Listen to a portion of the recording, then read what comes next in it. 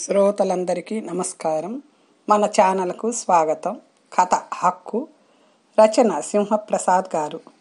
ఫోన్లో మాట్లాడుతూనే బావురుమంది జయతి. ఏమైంది?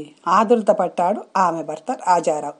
మా నాన్న 2 కిడ్నీలు పాడయ్యాయటండి. మరింతగా ఏడవసాగింది. కించిత్ రిలీఫ్గా ఫీల్ అయ్యాడు రాజారావు. ఓస్, ఆ మాత్రానికే ఇన్ని ఏడుపులా? నేనింకా ఏదో అయ్యిందేమో అని భయపడ్డాను. ఇక అంతా అయిపోయినట్టే కదండి. మనవరాళ్ళ అచ్చట ముచ్చట చూడకుండానే మళ్ళీ ఏడుపు అందుకునేసరికి కస్సుమన్నాడు. నువ్వు కాస్త కుళాయి కట్టేయి. కిడ్నీలు పాడైతే ప్రాణం పోయినట్టు కాదు. డయాలసిస్తో చాన్నాళ్లు లాగించేయచ్చు. ఆమె కన్నీటిలో ఇంద్రధనస్సు మెరిసింది. నిజమా? అయినా ఒక సిగరెట్టు కాల్చరు, మందు ముట్టరు, 62 నిండకుండానే ఇలా అవ్వడం ఏమిటండి? మా నాన్న ఎంత మంచివాడో మీకు తెలుసుగా. మా కాళ్ళు కందకుండా, మా కళ్ళు చెమర్చకుండా పెంచాడు. చీమకు కూడా అపకారం తలపెట్టేవాడు కాదు. ఎలాంటి వారికైనా ఒక్కసారి ఇలాంటి పరీక్షలు ఎదురవుతాయి. గుండె నిబ్బరంతో ఎదుర్కోవాలి. నేను అర్జెంటుగా మా నాన్నని చూడాలి. ఇలా వెళ్ళి అలా వచ్చేస్తాను. మీరు కాస్త ఇంటిని పిల్లల్ని చూసుకోండి. రిజర్వేషన్ లేకుండా ఎలా వెళ్తావు? పర్వాలేదు, ఏదో బస్సులో ఎలాగోలా వెళ్తాను. 6 గంటల ప్రయాణమేగా. అయిష్టంగానే అంగీకరించాడు. జయతిని బస్ స్టేషన్లో డ్రాప్ చేసి ఆఫీసుకు వెళ్ళిపోయాడు రాజారావు. పిల్లలు ఉదయమే స్కూలుకు వెళ్ళిపోయారు. ఆమె విజయవాడ వెళ్ళేసరికి చీకట్లు ముసురుతున్నాయి. తిన్నగా ఆసుపత్రికి వెళ్ళింది. బెడ్ మీద నీరసంగా పడుకున్న తండ్రిని చూసి బావురుమంది. కూతురి తల నిమిరి కళ్ళతోనే ధైర్యం చెప్పాడు సోమసుందరం.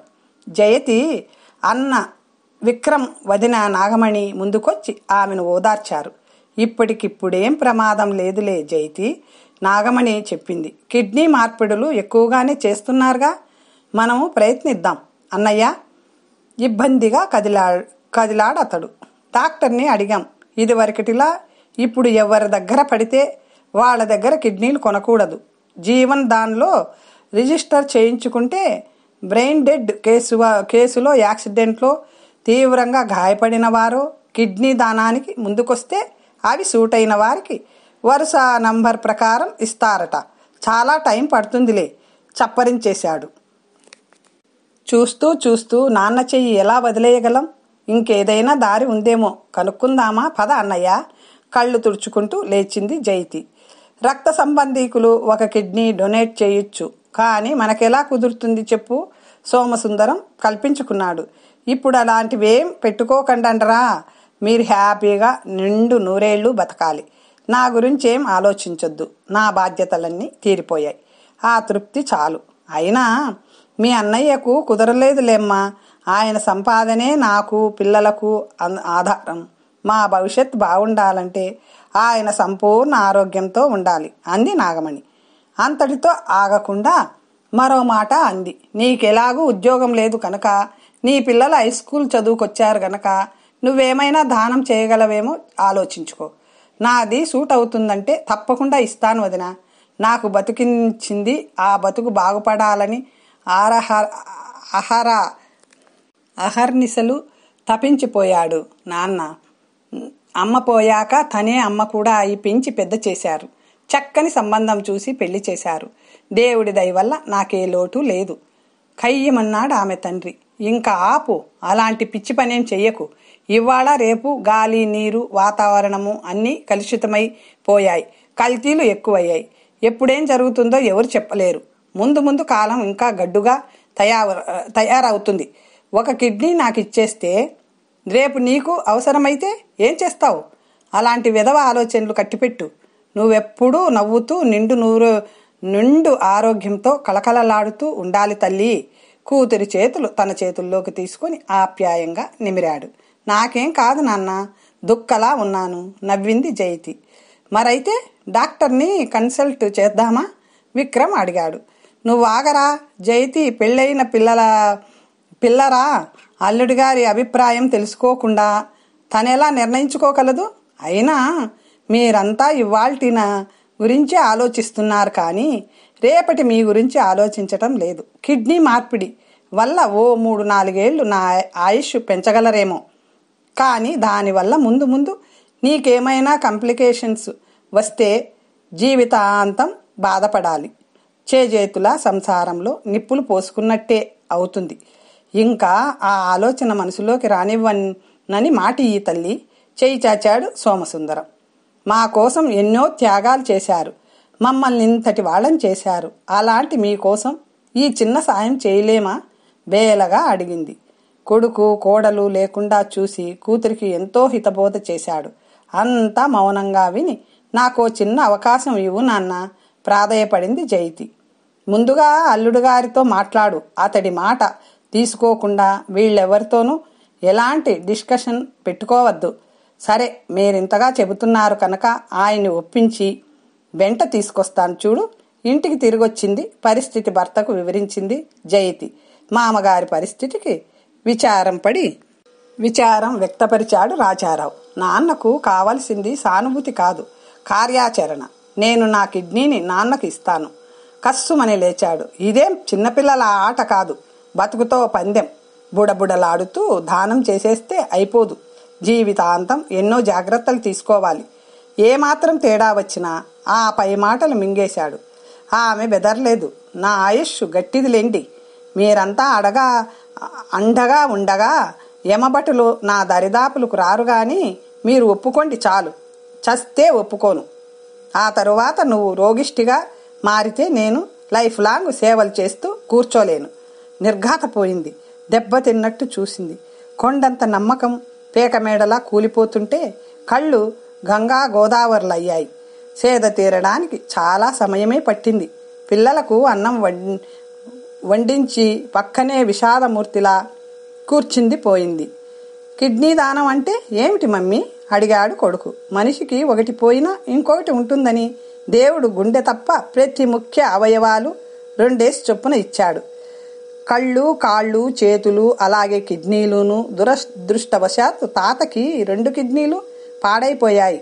వారం వారం ఆసుపత్రికెళ్ళి డయాలసిస్ చేయించుకుంటే తప్ప బతకడు. అందుకని శాశ్వత పరిష్కారంగా నా కిడ్నీ ఒకటి ఇస్తానన్నాను. నాకేదో అయిపోతుందని మీ డాడీ భయపడుతున్నారు. ఒకటిస్తే ఒకటే మిగులుతుంది కదా, దానితో బతకగలమా? నిక్షేపంలా బతకొచ్చు. రెండోది స్పేర్ పార్ట్ అన్నమాట. రేపు నాకు అలాంటి అవసరం వస్తే మీరు నాకు ఇస్తారా ఇవ్వరా? తప్పకుండా ఇస్తాం అన్నారు కోరస్గా ఆ పసివాళ్ల పాలబుగ్గలు నిమిరి మురిసిపోయింది జయతి. మీరే మా భాగ్యము, భవిష్యత్తు. అలాగే నేను మా నాన్నకి కదా. బాలవాక్కు బ్రహ్మవాక్కు అన్నారు. మీ వాక్కుని నేను పాటిస్తాను. ఒక నిశ్చయానికి వస్తూ అంది. నేను కిడ్నీ ఇవ్వడానికే నిశ్చయించుకున్నాను. మంచం ఎక్కుతూ అంది. భార్య మాటలకు అదిరిపడ్డాడు రాజారావు. నెత్తి మీద బాంబు పడ్డా అంతలా ప్రతిస్పందించేవాడు కాదు. ఎన్నడూ ఎదురు చెప్పని, కనీసం గట్టిగా మాట్లాడి ఎరుగని జయంతి గొంతు అమాంతం ధిక్కార స్వరంగా మారింది. అదెలా సాధ్యమైంది? ఆ తరువాత రాగల పరిణామాలు నీకు తెలిసినట్టు లేదు. డాక్టర్ వివరించారు. అయినా తెగిస్తున్నావంటే నువ్వేనా అనిపిస్తుంది. ఇప్పుడు నేను ఇంటి ఇల్లాలిని కాదు, ఆ ఇంటి కూతుర్ని. వెధవ వాగుడు కట్టిపెట్టి నోరు మూసుకొని ఓ పక్క పడి ఉండు హెచ్చరించాడు. ఆమె మరీ రెట్టించలేదు. మౌనంగా అటు తిరిగి పడుకుంది. అతడి ఈగో సంతృప్తి పడింది. మర్నాడు పిల్లల్ని స్కూల్కి పంపిస్తూ ఎన్నో జాగ్రత్తలు చెప్పింది. రాజారావు బ్రుకుటి ముడిపడింది. కళ్ళు చిట్లించి చూశాడు. ఆ వెంటనే సూట్ కేసుతో వచ్చింది. తన కళ్ళని విశ్వసించలేకపోయాడు. వెళ్తున్నాను గడప దాటబోతూ చెప్పింది. నన్ను నా మాటను ధిక్కరించి వెళ్తున్నావు. మళ్ళీ హెచ్చరిస్తున్నాను. నువ్వు కిడ్నీ దానం చేయడం నాకిష్టం లేదు. నన్ను కాదని వెళ్తే మళ్ళీ ఈ గుమ్మంలో అడుగు పెట్టక్కర్లేదు నిష్కర్షగా చెప్పాడు. అతడి వంక తిరస్కారంగా చూసి విసవిస బయటికి నడిచింది జయతి. భర్త ఒప్పుకున్నాడని అబద్ధం చెప్పింది. అల్లుణ్ణి దేవుడని పొగిడేశాడు సోమసుందరం. మామయ్య గారికి మీ అన్నయ్య కంటే నువ్వే ఎక్కువ ఇష్టం, ఎక్కువ నమ్మకం. వాటిని బాగానే నిలబెట్టుకున్నావు మనస్ఫూర్తిగా ప్రశంసించింది నాగమణి. డాక్టర్ని కలిశారు. అన్ని రకాల పరీక్షలు చేసి సంతృప్తి వ్యక్తపరిచారు. కిడ్నీ ట్రాన్స్ప్లాంటేషన్కి డేట్ ఫిక్స్ చేశారు. ఆమె వివాహిత కనుక ఒక ఫారం ఇచ్చి భర్త సంతకం తీసుకురమ్మన్నారు. విస్తుపోయింది జయతి. మళ్ళీ అదెందుకు? దాతని నేను మీ ఎదురుగా ఉన్నాను. మీ రూల్స్ అన్నింటికీ ఒప్పుకుంటూ సంతకం పెట్టాను. మధ్యలో మా వారి అంగీకారం ఎందుకు? గట్టిగానే అడిగింది. అది రూలు. ఆ ఫార్మాలిటీ పూర్తయితే తప్ప ముందుకెళ్ళలేం. లేనిపోని లీగల్ కాంప్లికేషన్స్ మాకు అనవసరం. డీలా పడింది. ఇదెక్కడి విడ్డూరం? నా శరీరంలో ఓ చిన్ని అవయవాన్ని నేను దానమివ్వడానికి మా ఆయన నుంచి అనుమతి పత్రం తీసుకురమ్మనడం అన్యాయం కాదు అనుకుంది. వాదనకు దిగింది. కానీ వాళ్ళు సారీ అనేశారు. ఉక్రోషంతో ఊగిపోయింది. పెళ్లి ఆడవారి స్వతంత్రాన్ని ఇంత దారుణంగా హరిస్తుందా? ఆడదాని మీద సర్వాధికారాల్ని కట్టుకున్న వాడికి ఇంతగా దాఖలు పరుస్తుందా? ఉడికిపోయింది. అన్నగారిని తీసుకెళ్లి అతడికి తెలిసిన ప్లీడర్ని కలిసింది. చూడమ్మా, నీ భర్త నిన్ను పెళ్లి చేసుకోగానే నీ మీద సర్వాధికారాలు అతడికి సంక్రమిస్తాయి. అవి చట్టపరిధిలో ఉన్నంత వరకు ఎవరూ ప్రశ్నించలేరు. నీ చర్య వల్ల నీ భర్త సుఖసౌఖ్యాలకు, నీ పిల్లల క్షేమాభివృద్ధులకు ఎటువంటి భంగం కలగకూడదు. అలా జరగాలంటే నీ ప్రతి అడుగుకి నీ భర్త అనుమతి కావాలి.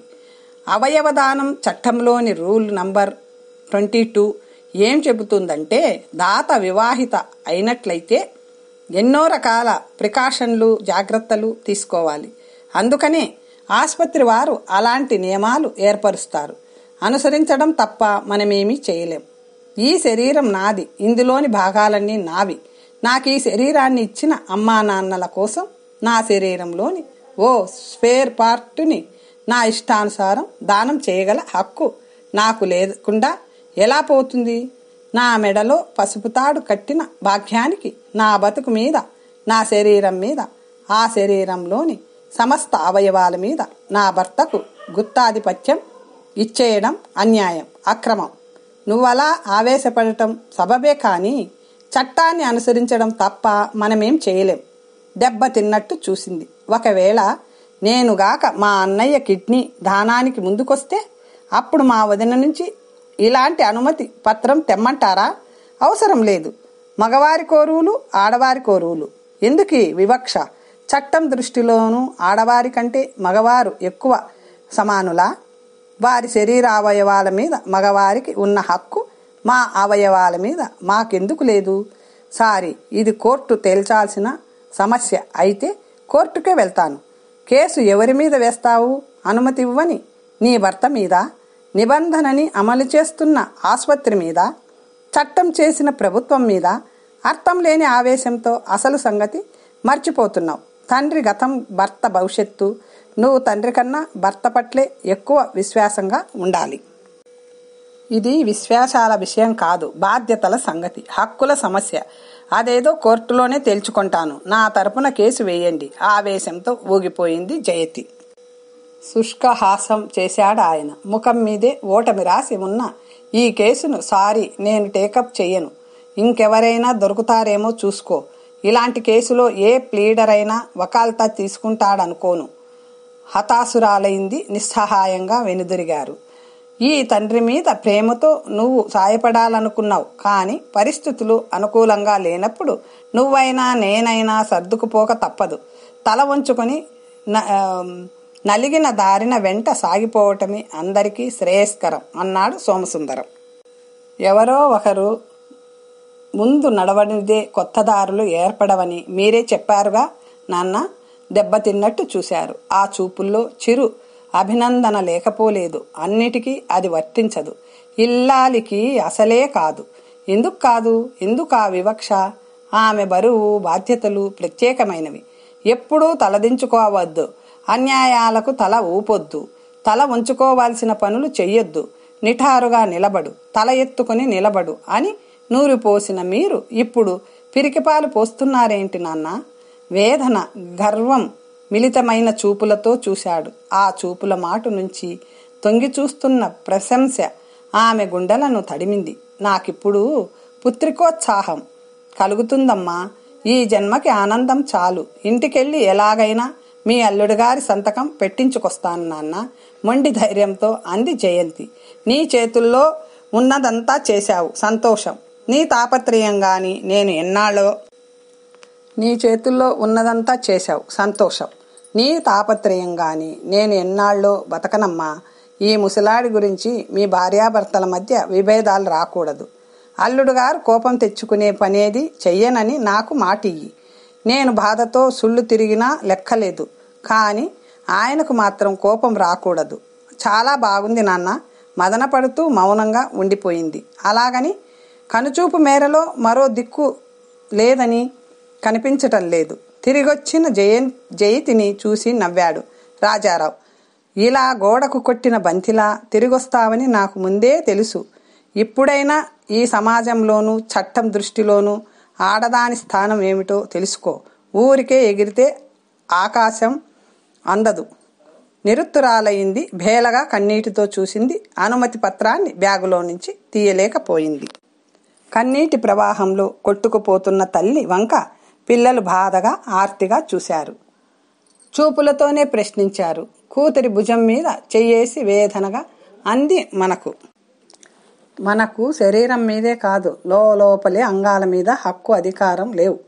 మనం ఈ స్వతంత్ర దేశంలో సెకండ్ సిటిజన్స్ మీ, అన్ని విధాల బీకర్ సెక్షన్ మీ, అక్షరాల బానిసలం. ఆ మర్నాడే అవే మాటల్ని మిత్రురాలికి చెప్పి వాపోయింది జయతి. ఆమె సామాజిక సేవా కార్యక్రమాల్లో చురుగ్గా పాల్గొంటూ ఉంటుంది. నిజంగా ఇది దారుణమే, దీన్ని ఎదిరించాల్సిందే. నువ్వు వెళ్ళి శారదాంబ గారిని కలువు. ఆవిడ స్త్రీల హక్కుల పోరాటంలో ముందుంటుంది. తీర్పు ఎలా వస్తుందన్నది తరువాతి సంగతి. యుద్ధానికి వెళ్లకుండానే ఓటమి అంగీకరించను. ఇవాళే వెళ్ళి కలుస్తాను. జయతి చెప్పిందంతా శారదాంబ శ్రద్ధగా విన్నారు. నీ వాదనలో పస ఉంది, పాయింట్ ఉంది. పిడికిలి బిగిద్దాం. కేసు గెలిచినంత సంబరపడిపోయింది. విషయం తెలిసి మొగుడి అధికారాన్ని కోర్టులో సవాల్ చేస్తున్నావన్న మాట సరే, కానీ కోర్టు శంఖంలో పోశాకే తెలివి తెచ్చుకుందువు గాని, కసిగా అన్నాడు రాజారావు. చాలా తొందరపడ్డావమ్మా. ఇంకోటి అయితే నీ సాహసాన్ని నేను అభినందిద్దును. కానీ నా కారణంగా నా బిడ్డ భర్త మీద కోర్టుకెక్కడం సమర్థించలేను. అల్లుడు గారు కారాలు మిరియాలు నూరుతున్నారేమో. నీ తరపున నేను క్షమాపణ కోరుతాను. ఫోన్ అతడికి ఇయ్యవమ్మా. విషాదోద్విగ్నుడై అన్నాడు సోమసుందరం. అవసరం లేదు నాన్న, ఈయన్ని ప్రతివాదిగా చేర్చలేదు, కోర్టుకి ఈడ్చడమూ లేదు. భయపడకండి. ఆస్పత్రి వర్గాలని ప్రతివాదులుగా వారే కదా అలాంటి దారుణ నియమాన్ని పెట్టింది. కోర్టు ఏం చెబుతుందో వేచి చూద్దాం. నాకు మాత్రం తీర్పు అనుకూలంగా వస్తుందని, ఆ తీర్పు ఒక అన్యాయాన్ని సరిదిద్దుతుందని చాలా నమ్మకంగా ఉంది. అదే జరిగితే మనకే కాదు, మున్ముందు ఎందరో మహిళలకు వెలుగుబాట వేసినట్టు అవుతుంది. నా చిన్నారి జయతి ఎంత ఎదిగిపోయింది, పరమానంద పడిపోయింది జయతి. కానీ ఆ మరనాటి నుంచే రాజారావు కక్షగట్టినట్టుగా వ్యవహరించసాగాడు. ఆమె తన ఆధిపత్యాన్ని ప్రశ్నిస్తున్నట్టు భావిస్తూ మూభావంగా ఉంటున్నాడు. బంధుమిత్రులలో పరువు తీసేశావని వ్యంగ్యంగా బాణాలు విసురుతున్నాడు. తన పోరాటం ఆస్పత్రి వారి మీదేనని తను ప్రశ్నిస్తున్నది కేవలం ఒక దారుణ నిబంధనని ఆమె గట్టిగా చెప్పినా అతడు తన అభిప్రాయం మార్చుకోలేదు. ఇది నిరుత్సాహపరుస్తున్న వివక్ష గురించి కడదాకా పోట్లాడాలనుకుంది. వాయిదా ఉన్నప్పుడల్లా ఒంటరిగా కోర్టుకు వస్తుంది జయతి. ఏడాదికి పైగా కేసు నడిచింది. వాదోపవాదాలు ముగిశాక ఒక రోజున కోర్టు తీర్పు ఇచ్చింది. ఒక వివాహిత అవయవ దానం చేయడానికి ఆమె భర్త అంగీకారం ఉండాలనడం అర్ధరహితం. ఆమె వ్యక్తిగతంగా మనస్ఫూర్తిగా తీసుకున్న నిర్ణయాన్ని కంట్రోల్ చేయగల సుపీరియర్ లేక సూపర్వైజింగ్ అధికారం అతడికి ఉందనేది చట్టం గుర్తించదు.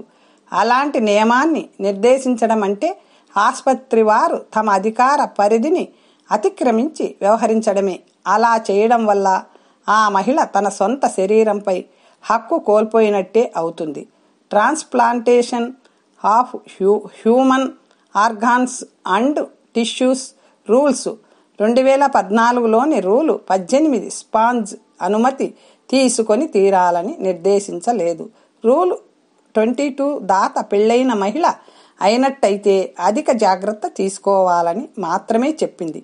అంచేత వాది జయతి తన కిడ్నీలో ఒకదాన్ని అనారోగ్యంతో బాధపడుతున్న తన తండ్రికి ఆమె ఇష్టానుసారం దానమిచ్చేందుకు బేషరతుగా అనుమతిస్తున్నాం. ఇందుకు ఆమె భర్త నుండి ఎలాంటి ధృవీకరణ పత్రం అవసరం లేదని స్పష్టం చేస్తున్నాం. తీర్పు విని జయతి కన్నీళ్లు ధారలు కడుతుంటే బిగ్గరగా నవ్వుతూ ఏడ్చింది. అంతే, బిగ్గరగా ఏడుస్తూ నవ్వింది.